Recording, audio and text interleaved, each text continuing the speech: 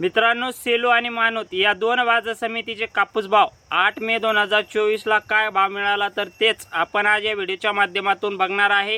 त्यामुळे व्हिडिओ हा शेवटपर्यंत पाहण्याचा प्रयत्न करा। नमस्कार शेतकरी मित्रांनो, मी महेश सावंत, तुम्ही बघत आहात शेतकरीचा विशेष भारी। तर मित्रांनो, आपण सुरुवातीला सेलू बाजार समितीचे कापूस भाव बघूयात।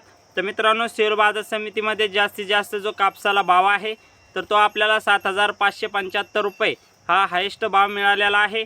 त्यानंतर मित्रांनो, कमीत कमी जो कापूस भाव आहे तर तो आपल्याला 7300 रुपये मिळालेला आहे।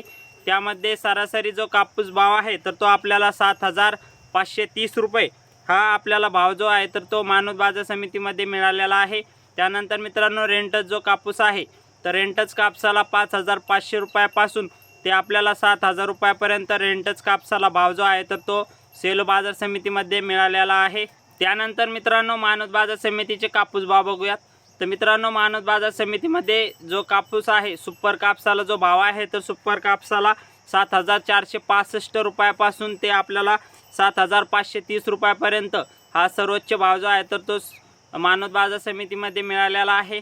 त्यामध्ये फरदड कापसाला जो भाव आहे तर तो आपल्याला 6100 रुपयापासून ते 6400 रुपयापर्यंत फरदड कापसाला मानोत बाजार समितीमध्ये भाव मिळालेला आहे।